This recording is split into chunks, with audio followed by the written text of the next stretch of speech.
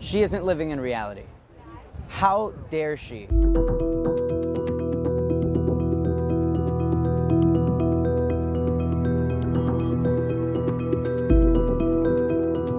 Many in legacy media love mass shootings. You guys love it. Now, I'm not saying that you love the tragedy, but I am saying that you love the ratings. Crying white mothers are ratings gold. Here with more tonight, Broward Sheriff's Office Deputies Association President Jeff Bell.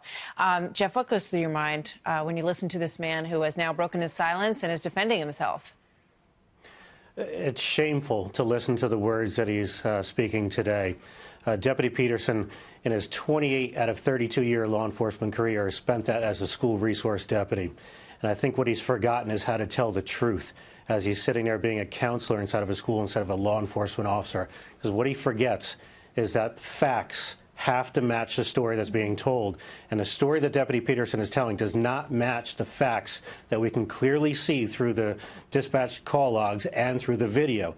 Deputy Peterson was right there a minute after the shooting started and then continued to listen to those shots go on for another 5 minutes before he ever took action. And the first tactical bit of information that he put out on the radio was to tell deputies to stay away 500 feet, which is against all protocol in the sheriff's office. But that also paints a bigger picture of what's going on in the sheriff's office, that things need to be fixed from a much higher level, and the deputies that are working the ground are just following what they're being told to do from a higher level.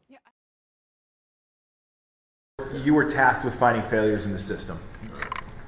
What did you find that surprised you? Well, the volume of issues that have to be addressed here.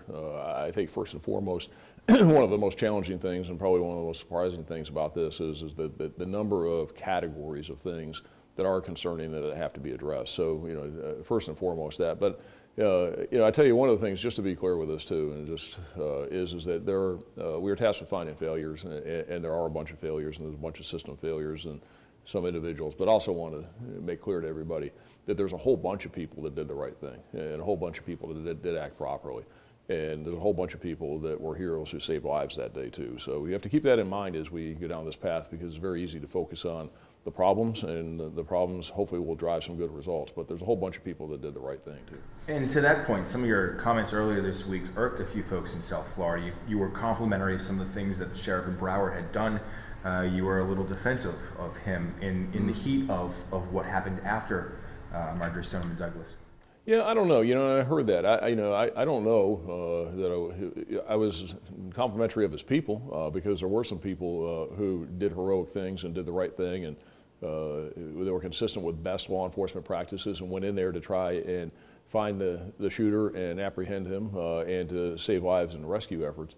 I think what I said was, I was asked a question about whether I saw anything during the course of the investigation that rises to the level, in my view, and again, I want to be clear, this is not my decision, this is the governor's decision and not my decision.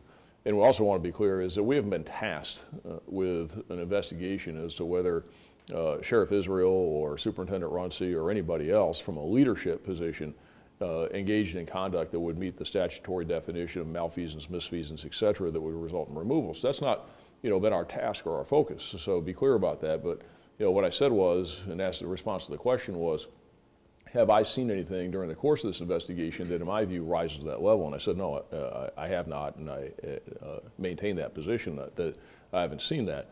But beyond that, if they're looking for me to, and there's a lot of people down there too that have issues with him, and they have an agenda, and they're looking for people to support their agenda.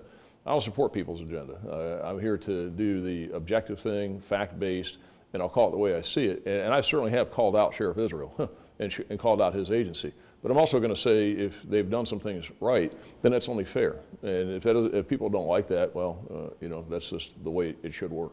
You have called out and been very critical of the school resource officer who was there that day. Right. Not just his actions, but you called him a coward.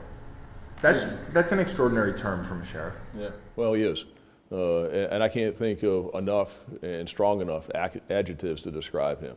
From being a complete and utter coward a complete and utter failure, a complete disappointment, a disgrace to the law enforcement profession, and somebody that absolutely was in a position to save lives and save kids' lives.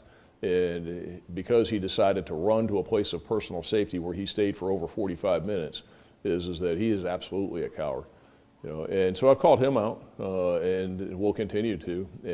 And I hope somehow, some way, sometime that there'll be a level of accountability for him, because merely losing his job isn't enough. He, by not acting, allowed kids to be shot and killed. But others, the command and control down there wasn't adequate. You got 7 deputies that were sitting up on Holmberg Road, the first sergeant on the scene. He's another one. I got a huge issue with him, and I've called that out and called him out and have provided the information to Sheriff Israel, and they need to do an internal investigation, and based on the facts of what I see, there's a high level of accountability that needs to be had there.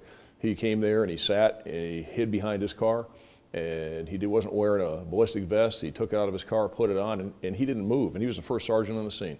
He should have been getting deputies, and they should have been going in that building, but they didn't do that. So we call that out too, and a whole bunch of other things. Their radio system down there is terrible. Their communications, their 911 system is poor, and that caused a delay in the response. So there's a whole bunch of things that I've called out, and if I haven't called out enough of what some people are looking for, then I don't know what to tell them other than. Here's the perspective that is so clear to me. I've got grandkids in the school system today, and the active shooter is coming down the hallway towards any one of my grandchildren's class. And a representative who works at the school is well trained and has a gun. Do I want them to step out into that hallway and start shooting at that guy? Or do I want him to walk into the classroom with my babies and shoot them up? Everyone just has to ask themselves that question. My babies, your babies, are in that classroom, and that active shooter is coming down the hallway with that 1,000-yard stare and that gun in their hand. Do you want somebody to step out and stop him? Or do you want them to go into the classroom and slaughter your babies?